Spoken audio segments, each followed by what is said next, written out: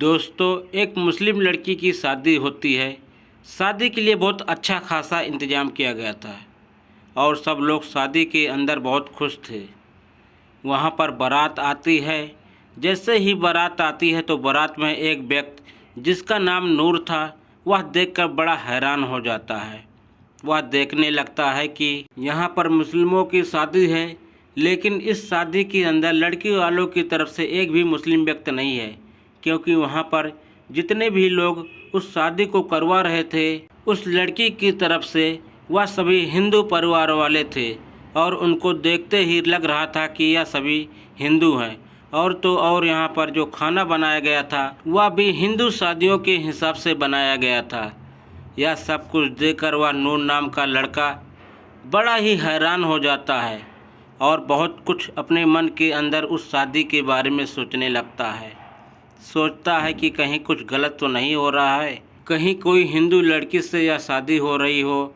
और इस बात को देखते हुए वह लड़के के भाई के पास जाता है और वहां जाकर इन सब चीज़ों के बारे में उससे पूछने लगता है। अब जैसे लड़के का भाई इस बात को सुनता है तो एकदम से मुस्कुराने लगता है और उसके बाद उसे पूरी कहानी बता देता है कि किस वजह से इस शादी के अंदर लड़की वालों की तरफ से एक भी मुस्लिम व्यक्ति नहीं है। जिससे नूर की समझ में आता है कि क्या बात है, तो वह इस बात को सुनकर मुस्कुराने लगता है और गर्व महसूस करता है। इस देश का वासी होने से क्या कारण था जो उस शादी के अंदर लड़की वालों की तरफ से एक भी मुस्लिम व्यक्ति नहीं था? क्या वो लड़की मुस्लिम थी या फिर किसी हिंदू लड़की की मुस्लिम लड़की के साथ शादी हो रही थी? दोस्तों, पूरी कहानी सुनने के लिए हमारे वीडियो में अंत तक बने रहिएगा।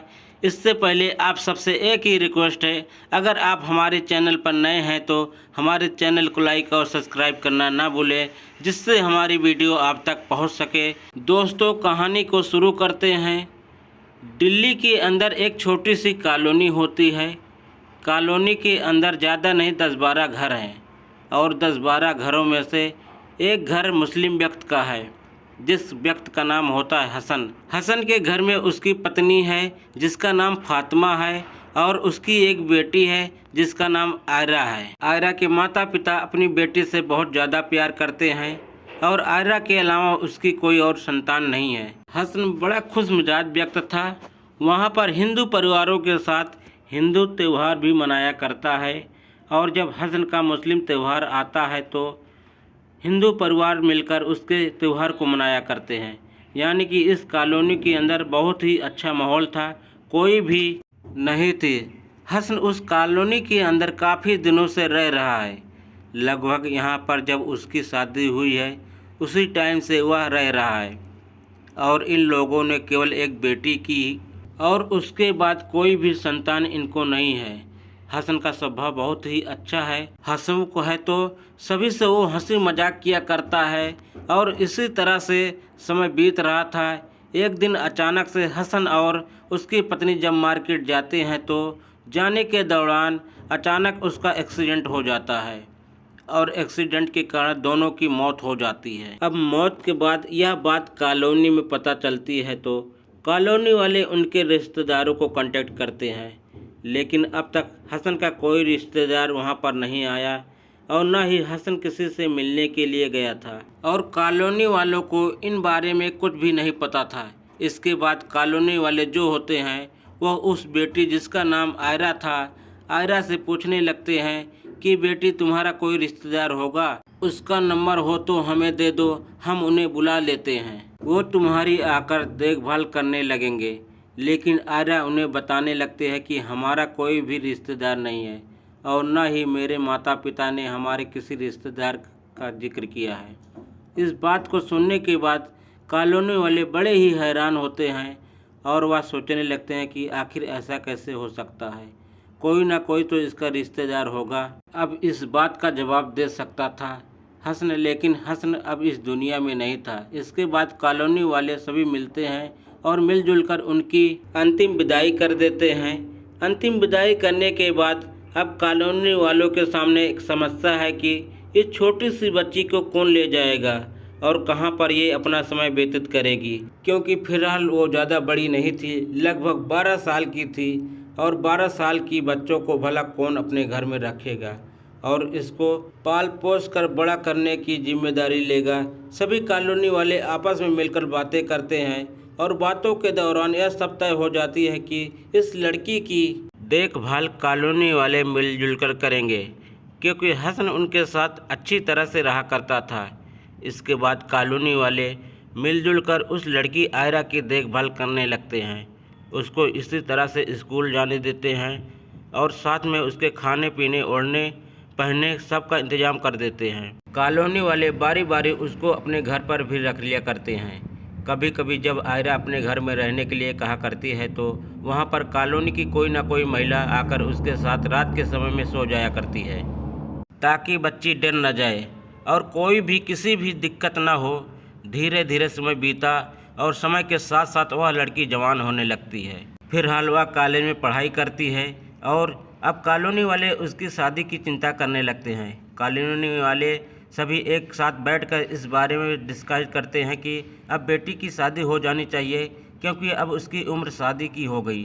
तभी उन कॉलोनी वालों में से एक व्यक्ति कहने लगता है कि वो बात तो ठीक है, शादी तो होनी चाहिए, लेकिन इसकी शादी आप कहाँ कराओगे, हिंदुओं में या मुसलमानों में।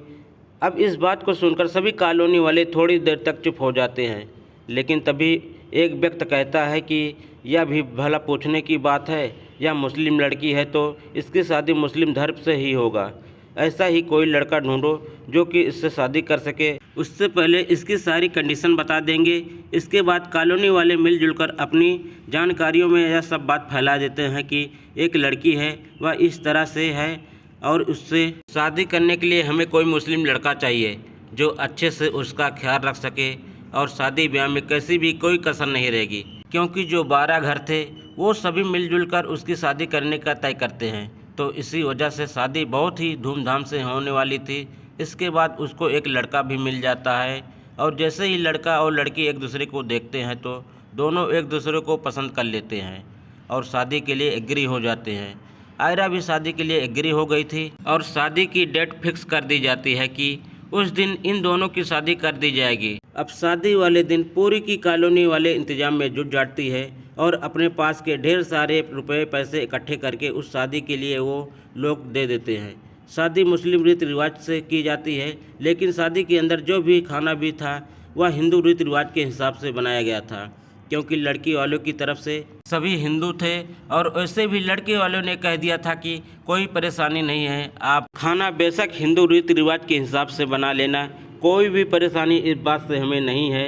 इसके बाद शादी का दिन आ जाता है। शादी के दिन जो आयरा है वो तो मुस्लिम की तरह तैयार होती है, लेकिन वहाँ पर सभी लोग जो कॉलोनी वाले थे, जिनको अपना चाचा भी बताया करती थी, किसी को ताऊ बताया करती थी, वो सभी लोग वहाँ पर शादी की तैयारी में जुटे हुए थे। तभी वहाँ पर बारात आ जाती है और बारात आने के बाद होता है नूर। वहाँ यह सब कुछ देखकर बड़ा ही हैरान होने लगता है। वह सोचता है कि यह हो क्या रहा है, यहाँ पर एक भी मुस्लिम व्यक्ति नहीं है हमारे स्वागत के लिए और सभी हिंदुओं ने मिलजुल कर हमारा स्वागत किया। इसके बाद वह खाने को देखता है और खाना देखने के बाद और भी ज़्यादा हैरान हो जाता है, क्योंकि खाना जो बना था वह हिंदू रीति रिवाज के हिसाब से बना था और यह सब बात उसको कहीं ना कहीं खटक जाती है। तभी वह व्यक्ति जिसका नाम नूर था वह लड़के के भाई के पास जाता है और उससे कहने लगता है कि भाई चक्कर क्या है, यहाँ पर सभी लोग तो हिंदू हैं और कहीं ऐसा तो नहीं है तुम लोग हिंदू से शादी कर रहे हो और हम पर मार पिटाई लग जाए।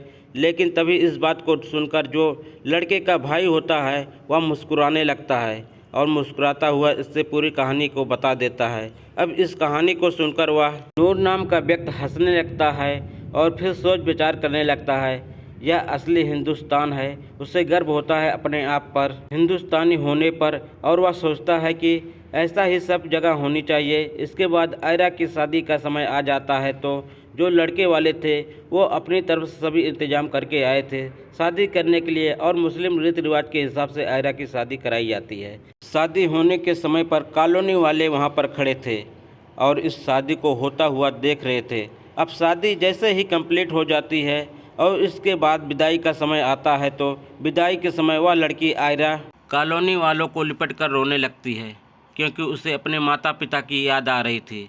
लेकिन साथ में ये कॉलोनी वाले उसके परिवार से कम नहीं थे और इस बात को देखकर सभी कॉलोनी वाले फूट फूट कर रोने लगते हैं। यहाँ तक कि कुछ लोग जो बारात के अंदर इस बात को जानते थे कि किस तरह से इस लड़की की शादी हुई है, वह भी इस मंजिल को देखकर फूट फूट कर रोने लगते हैं।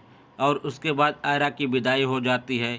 विदाई के बाद आयरा अपने ससुराल में अच्छी तरह से समय व्यतीत करती है और जब भी कभी वह अपने मायके में यानी कि इस कॉलोनी में आया करती है तो कॉलोनी वाले उसका अच्छी तरह से वेलकम किया करते हैं और यहाँ पर उसके ससुराल वालों को भी अच्छी तरह से वेलकम किया जाता है।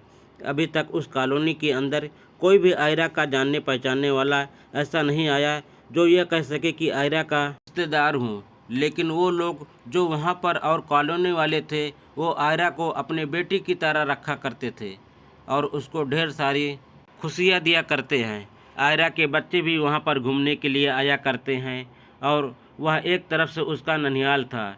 अब जो नूर नाम का लड़का था यह इस कहानी को एक पोस्ट के जरिए सोशल मीडिया पर वायरल कर देता है और यह कहानी खूब सारी वायरल होती है।